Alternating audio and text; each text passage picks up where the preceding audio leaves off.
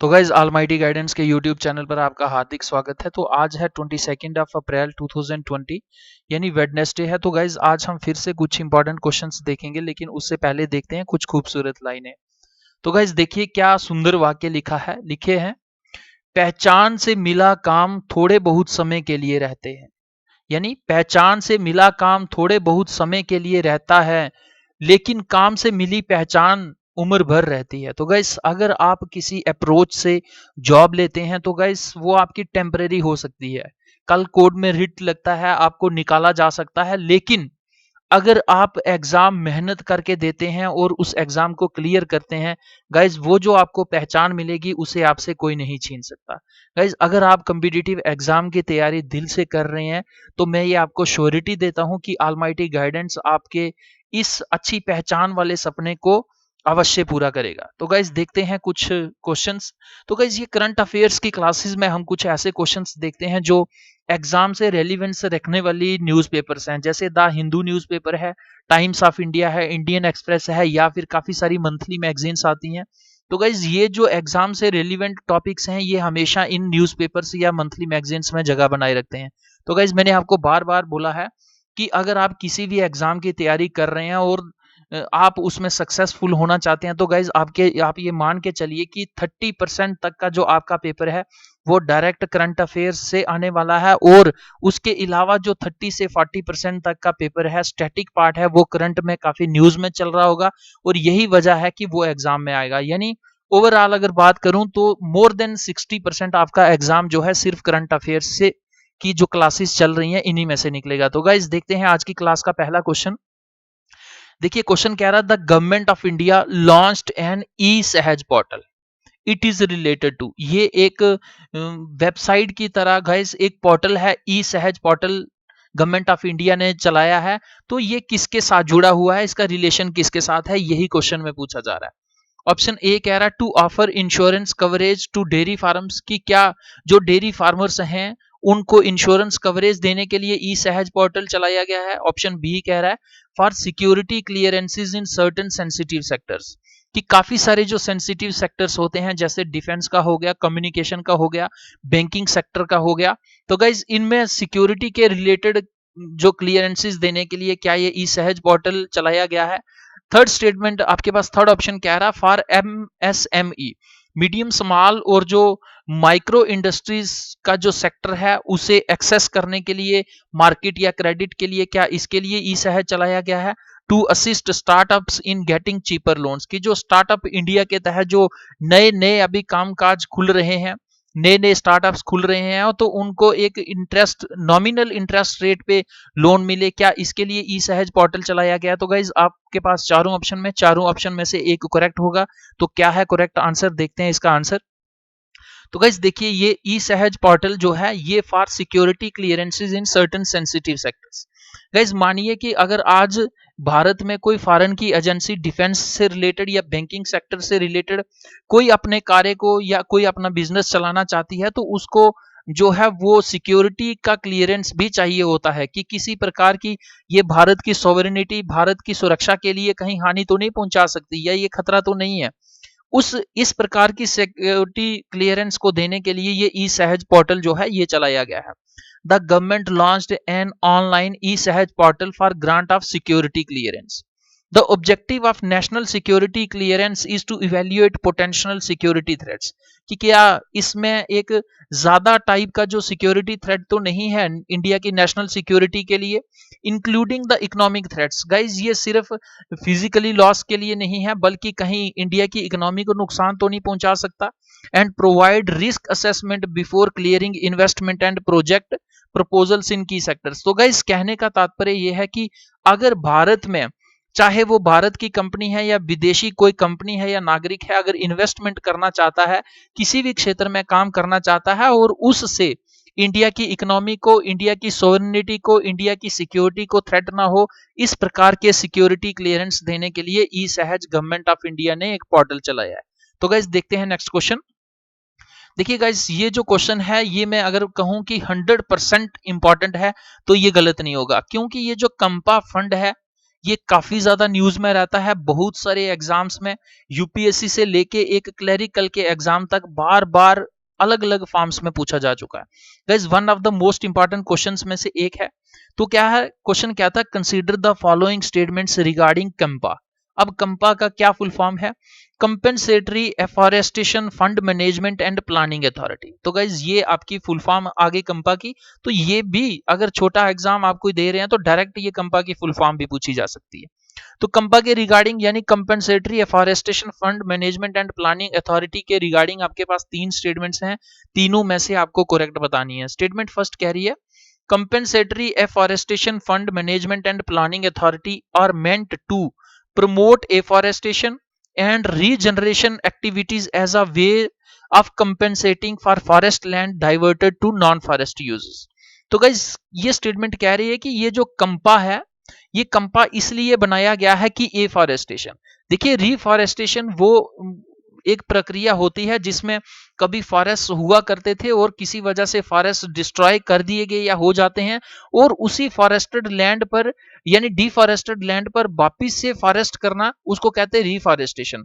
लेकिन ए फॉरेस्टेशन का कंसेप्ट होता है कि किसी नई जगह पर आप प्लांटेशन करते हैं, ट्रीज लगाते हैं, तो ये ए फॉरेस्टेशन होती है। तो कैंपा का क्या ऑब्जेक्टिव बता रहे हैं कि क्या इसका ये ऑब्जेक्टिव है कि नई जगह पर जाके पेड़ लगाने, एफॉरेस्टेशन करनी, और उसके बाद regeneration activities of as a way of compensating for forest land. तो इसके अलावा ये कह रहा है कि रीजनरेशन एक्टिविटीज को प्रमोट करना, यानी जो फॉरेस्ट लैंड कभी हुआ करती थी उसको डिस्ट्रॉय करके नॉन फॉरेस्ट यूजेस के लिए उसको लगा दिया गया है, जैसे कोई इंडस्ट्री या टूरिस्ट स्पॉट खोल दिया गया है। क्या इस प्रकार के एरिया में वापिस से एफॉरेस्टेशन को प्रमोट करना ऑब्जेक्टिव है कंपा का? स्टेटमेंट फर्स्ट ये कह रही। स्टेटमेंट सेकंड कह रही, according to CAMPA acts provision, a company diverting forest land must provide alternative land to take up compensatory afforestation। कि अगर कोई एक कंपनी किसी फॉरेस्ट लैंड को एक्वायर कर रही है तो उसको उससे पहले जो है दूसरी जगह उतने ही फॉरेस्ट को लगाने के लिए जगह जो है वो सरकार को देनी पड़ेगी या उस जगह पर एफॉरेस्टेशन करनी पड़ेगी। The loss of forest ecosystem must also be compensated bye paying for net present value. तो गाइज अगर कोई कंपनी किसी जगह को लेती है, मानिए कि कोई सिटी के पास एक फॉरेस्ट है, तो कंपनी उस फॉरेस्ट यानी सिटी के नियर बाय ही इंडस्ट्री खोलना चाहती है, तो दूसरा जो एरिया जो सरकार को दे रही है या जहां पर ये उस फॉरेस्ट को काटने के बजाय जो है वहां पर एफॉरेस्टेशन या रिफॉरेस्टेशन करेगी, तो उस एरिया में जो इस एरिया की जो पहले वाले एरिया जहां से डिफॉरेस्टेशन करेगी उसमें इकोसिस्टम जो लॉस होगा, मानिए उसमें जो लकड़ इत्यादि वगैरह होगा या उसमें जो बायोडाइवर्सिटी होगी, तो इसको यहां से वहां तक पहुंचाना, रिप्लेस करना, और इसकी जो लॉस हो रहा है उसकी नेट प्रेजेंट वैल्यू को भी जो है पे करना होगा कंपनी को, जो एक जगह से यानी सिटी के नियर बाई है। ये मैंने एग्जांपल के तौर पे कहा। तो गाइस ये तीनों स्टेटमेंट्स हैं आपके पास कंपा के रिगार्डिंग, तो आपको करेक्ट बताना है। ऑप्शन ए कह रहा है 1 एंड 2, ऑप्शन बी कह रहा है 1 एंड 3, ऑप्शन सी कह रहा है 2 एंड 3, ऑप्शन डी कह रहा है 1 2 एंड 3। तो गाइस देखते हैं इसका आंसर। देखिए इसका आंसर है 1 2 एंड 3, क्योंकि ये जो कंपा फंड है इसमें एफॉरेस्टेशन की बात भी कही गई है, इसमें यह भी बात कही गई है कि अगर कंपनी एक एरिया को, एक फॉरेस्ट वाले एरिया को नॉन फॉरेस्ट यूज के लिए कन्वर्ट करती है तो उसे पहले एफॉरेस्टेशन करना है, उसके बाद उसको खत्म करना है। थर्ड स्टेटमेंट भी करेक्ट है कि अगर कंपनी किसी प्रकार के फॉरेस्टेड एरिया से बायोडाइवर्सिटी या किसी भी प्रकार के इकोलॉजिकल सर्विस को डिस्ट्रॉय करती है तो उसको उसके लिए कंपेंसेट भी करना पड़ेगा, यानी पेमेंट भी करनी पड़ेगी। कौन सी पेमेंट? उसकी जो नेट प्रेजेंट वैल्यू होगी, जितनी उसकी मार्केट में कीमत होगी उस इकोसिस्टम की, वो सारी पे करनी पड़ेगी। तो गाइस देखते हैं इसकी एक्सप्लेनेशन, काफी इंपॉर्टेंट ये क्वेश्चन है। To compensate the loss of forest area and to maintain the sustainability, the government of India came up with a well-defined act in 2016। तो गाइस ये कंपा एक्ट जो है ये 2016 में आया। क्यों आया? कि सरकार को जो फॉरेस्ट एरियाज थे उनकी सस्टेनेबल डेवलपमेंट के लिए, उनकी सस्टेनेबिलिटी के लिए, यानी आज की जनरेशन भी उनका अच्छा बेस्ट यूटिलाइजेशन कर सके और आने वाले लोगों के लिए भी वो जो फॉरेस्ट एरिया है वो बचा रहे। The law establishes the National Compensatory Afforestation Fund under the Public Account of India। तो क्या है कि इस एक्ट के under national compensatory afforestation fund की एस्टेब्लिशमेंट करने की बात कही जाती है पब्लिक अकाउंट ऑफ इंडिया में। जैसे कंसोलिडेटेड फंड ऑफ इंडिया होता है, कंटिजेंसी फंड ऑफ इंडिया होता है, ऐसे ही एक पब्लिक अकाउंट ऑफ इंडिया। तो पीएआई के अंडर एनसीएएफ की गठन करने का, एस्टेब्लिश करने का बात किया जाता है। And a state compensatory afforestation fund under the public account of each state. और जैसे सेंटर में पब्लिक अकाउंट ऑफ इंडिया के under national compensatory afforestation fund की एस्टेब्लिशमेंट की जाती है, इसी तरह से स्टेट कंपेंसेटरी एफॉरेस्टेशन फंड किया जाता है जो स्टेट का पब्लिक अकाउंट होता है। These funds will receive payments for, अब ये किसके लिए, इन फंड्स में जो पैसा आएगा वो किसके लिए यूज होगा, कंपेंसेटरी एफॉरेस्टेशन की किसी एक जगह में अगर डिफॉरेस्टेशन हो जाती है तो उसे वापिस से एफॉरेस्टेशन करना या रिफॉरेस्टेशन के लिए, net present value of forest and other project specific payments. तो गाइज इसके रिलेटेड क्या है कि इसमें जो भी फंड आएगा कंपा में वो इन्वायरमेंट, क्लाइमेट को बचाने के लिए, क्लाइमेट या इन्वायरमेंट की इंप्रूवमेंट के लिए ही यूज होगा, किसी अदर पर्पज के लिए नहीं यूज हो सकता।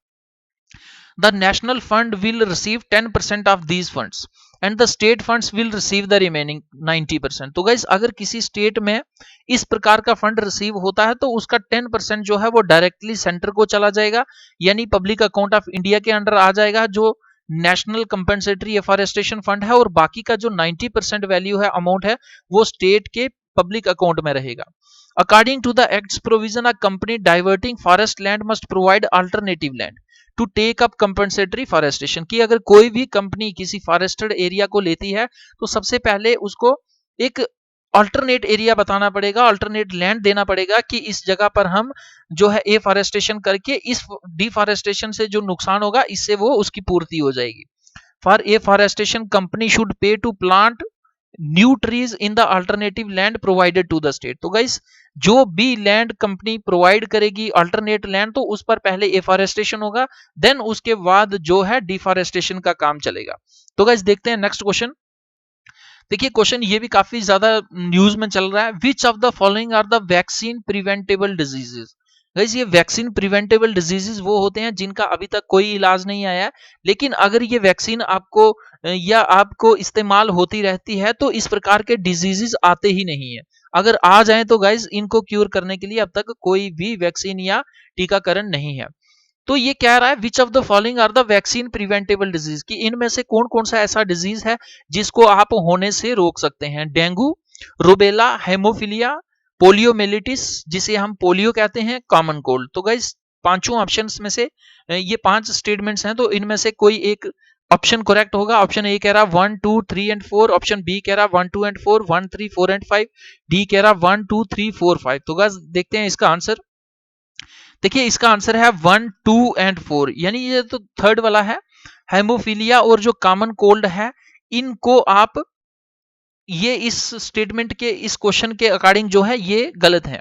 यानी ये जो डेंगू है, रूबेला है या फिर पोलियोमिलिटिस है, इनको आप प्रिवेंट कर सकते हैं, they are vaccine preventable disease. तो गाइस देखते हैं एक्सप्लेनेशन इसकी। A vaccine preventable disease is an infectious disease for which an effective preventive vaccine exists। तो ये वैक्सीन प्रिवेंटेबल डिजीजेस कौन से होते हैं, ये एक प्रकार के इन्फेक्शियस डिजीजेस होते हैं और जिनको रोकने के लिए हमारे पास वैक्सीन ऑलरेडी एग्जिस्ट करती है। If a person acquires a vaccine preventable disease and dies from it. Guys अगर कोई पर्सन इस प्रकार की वैक्सीन लेने के बाद भी उसकी मृत्यु हो जाती है तो उसकी डेथ को क्या कहते हैं, vaccine preventable death. The WHO lists 27 diseases for which vaccines are available। तो गाइस कितने प्रकार के 27 टाइप्स के जो डिजीजेस हैं उनके लिए WHO ये दावा करती है कि हमारे पास वैक्सीन अवेलेबल है। Vaccination is not there for genetic disorders. तो गाइस इनके लिए अभी तक कोई भी वैक्सीन नहीं है, जैसे haemophilia, colour blindness, these are not caused by bacteria और viruses. Common cold can be caused by more than 100 different viruses. तो गाइस कॉमन कोल्ड जो है ये अलग अलग वायरसेस से इससे ये हो सकता है, जैसे रिसेंटली कोरोना वायरस चल रहा है तो ये भी कॉमन कोल्ड की कैटेगरी में हम इसे रख सकते हैं। Hence, vaccine for common cold will not work because a specific antibody is effective only against a specific kind of virus or bacterium। तो गाइस देखते हैं फिर से आंसर। तो यानी कहने का ये मतलब है कि 1, 2 एंड 4 ये जो हेमोफीलिया या कॉमन कोल्ड है, इनके लिए, इनको कंप्लीटली रोकने के लिए हमारे पास कोई भी वैक्सीन प्रिवेंटेबल जो है, इनको प्रिवेंट करने के लिए वैक्सीन नहीं है। तो गाइस देखते हैं next question. In which state valley of flowers national park is situated, कि कौन सी स्टेट में ये valley of flowers national park exist करती है? हिमाचल प्रदेश में, उत्तराखंड में, कर्नाटका में, अरुणाचल प्रदेश में। गाइस मोस्ट इंपॉर्टेंट है, क्योंकि इन्वायरमेंट इकोलॉजी से रिलेटेड आपके पास हर एक क्वेश्चन मोस्ट इंपॉर्टेंट है। तो ये वैली ऑफ नेशनल पार्क्स कौन सी स्टेट में है? हिमाचल, उत्तराखंड में, कर्नाटका, अरुणाचल प्रदेश। तो गाइस देखते हैं इसका आंसर। देखिए इसका आंसर है उत्तराखंड में है। सबसे पहले हम देखते हैं उत्तराखंड की लोकेशन कहां पे है। तो गाइस ये अपना प्यारा भारत है, तो ये देखेंगे आप। तो इस प्रकार से उत्तर प्रदेश, हरियाणा, हिमाचल प्रदेश और चाइना और नेपाल के साथ ये उत्तराखंड बॉर्डर शेयर करता है, और इसके नॉर्दर्न एरिया में ये जो वैली ऑफ फ्लावर्स की नेशनल पार्क है ये पड़ती है। तो गाइस इसकी एक्सप्लेनेशन देखते हैं। देखिए लिखा है, Uttarakhand is a state in the northern part of India. It is often referred to as the Devbhoomi, literally land of the gods. तो गाइस इसे, उत्तराखंड को देवभूमि का नाम इसलिए दिया जाता है क्योंकि पूरी स्टेट में ही हिंदू टेम्पल्स और पिलग्रिमेजेस जो धार्मिक स्थल है बहुत अधिक मात्रा में है। The valley of flowers a UNESCO world heritage site. तो गाइस आपसे ये डायरेक्ट क्वेश्चन भी पूछा जा सकता है कि वैली ऑफ फ्लावर्स जो उत्तराखंड में है, क्या ये यूनेस्को की वर्ल्ड हेरिटेज साइट में है या नहीं है? तो guys it is a part of UNESCO world heritage site located in the Garhwal region, is known for the variety and rarity of its flowers and plants। तो guys इसमें अलग अलग प्रकार के फ्लावर्स और प्लांट्स हैं और काफी रेयर हैं, यानी अलग पार्ट्स में वो आपके भारत के अलग भिन्न भिन्न भागों में देखने को नहीं मिलेंगे, कुछ सिर्फ आपको एंडेमिक इसी वैली ऑफ फ्लावर्स की नेशनल पार्क में ही मिलेंगे। तो गाइज देखते हैं next question. Question most important है क्योंकि निर्भया रेप केसेस के जो कन्विक्ट थे गाइज, उनको अभी रिसेंटली फांसी दी गई है। तो ये जो फंड है, ये जो स्कीम की मैं बात कर रहा हूं, ये भी उसी से रिलेटेड है। Consider the following statements regarding emergency response support system. Emergency response support system के रिगार्डिंग आपके पास 3 स्टेटमेंट्स हैं, तीनों में से कौन कौन सी करेक्ट है ये आपको बताना है। स्टेटमेंट फर्स्ट कह रही है, emergency response support system is one of the key projects of union ministry of home affairs. कि क्या ये प्रोजेक्ट होम मिनिस्ट्री का है, union ministry of home affairs का है?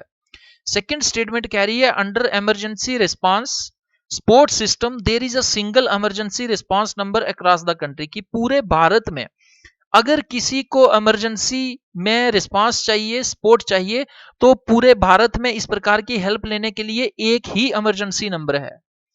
थर्ड स्टेटमेंट कह रही है, in India the decision to launch the emergency response support system was taken in the wake of the 2012 Delhi bus gangrape case. कि ये जो डिसीजन है इमरजेंसी रिस्पांस सपोर्ट सिस्टम को एस्टेब्लिश करने का, एक यूनिक नंबर देने का, ये जब 2012 में निर्भया रेप केस हुआ था उसके बाद ये डिसीजन लिया गया। तो गाइज आपको ये तीनों स्टेटमेंट्स पढ़ के इमरजेंसी रिस्पांस सपोर्ट सिस्टम के रिगार्डिंग आपको करेक्ट बताना है। ऑप्शन ए कह रहा 1 एंड 2, बी कह रहा 1 एंड 3, सी कह रहा 2 एंड 3, डी कह रहा 1, 2 एंड 3। तो गाइज देखते हैं इसका आंसर। देखिए इसका आंसर है 1, 2 एंड 3, यानी ये जो तीनों स्टेटमेंट्स हैं ये करेक्ट हैं। Emergency response support system is one of the key projects of union ministry of home affairs under Nirbhaya fund. तो गाइज ये निर्भया फंड के अंडर जो है इसकी एस्टेब्लिशमेंट की है, किसने की है? Union ministry of home affairs ने। In India the decision to launch the emergency response support system was taken in the wake of 2012 Delhi Nirbhaya bus gang rape case. There is a pan-India single emergency number and the number is 112 under emergency response support system। तो guys अगर आप किसी भी प्रकार की emergency में है, particularly ये फीमेल्स के लिए है, तो आप 112 नंबर पर नेशनल लेवल की जो कॉल है वो कर सकते हैं। अब निर्भया फंड क्या है? It is an Indian rupee 10 billion corpus announced by the government of India in its 2013 union budget. तो गाइज ये 2012 के दिसंबर महीना था जब निर्भया का गैंगरेप किया जाता है, तो ये उसके बाद जब बजट आता है 2013 का, तो उसमें 10 बिलियन यानी 100 मिलियन का एक अमाउंट साइड पे रखा जाता है और उसको फीमेल्स की प्रोटेक्शन के लिए, फीमेल्स की डेवलपमेंट के लिए, एम्पावरमेंट के लिए यूज करने के लिए निर्भया फंड का गठन होता है। According to the then Finance Minister P. Chidambaram, this fund is expected to support initiatives by the government and NGOs working towards protecting the dignity and ensuring safety of women in India. तो guys तब जो 2013 में P Chidambaram जी हमारे finance minister थे, तो उनका ये कहना था कि ये जो 100 मिलियन का कॉर्पस है, ये जो अमाउंट है, ये उस गवर्नमेंट की स्कीम को सपोर्ट करेगा या एनजीओ को सपोर्ट करेगा जो काम कर रही हैं कि डिग्निटी और सेफ्टी जो वुमेन्स की है इंडिया में, इसको प्रोटेक्ट करके रखा जाए। तो गाइस ये सब डिस्कशन जो है, ये सब निर्भया फंड जो है किसके अंडर है? ये मिनिस्ट्री ऑफ होम अफेयर्स के अंडर है। और ये क्या स्कीम का नाम है? Emergency response support system. तो गाइज आपको ये वीडियो कैसी लगी आप जरूर कमेंट बॉक्स में कमेंट करके बताएं। अगर ये वीडियो आपको अच्छी लगती है तो गाइज आप जरूर इसे लाइक करें, दोस्तों तक शेयर करें। गाइज आप किसी भी प्रकार का सजेशन देना चाहते हैं तो आप कमेंट बॉक्स में भी लिख सकते हैं या almightyguidance@gmail.com पर भी मेल कर सकते हैं। गाइज ज्यादा से ज्यादा वीडियोस पाने के लिए आप almighty guidance के यूट्यूब चैनल को सब्सक्राइब करें। सब्सक्राइब करने के बाद आप बेल आइकन को दबाकर ऑल पर क्लिक करें, ताकि जो भी इंफॉर्मेशन almighty गाइडेंस के यूट्यूब चैनल पर चढ़ाई जाती है वो आपको तुरंत अलर्ट के जरिए मिल जाए।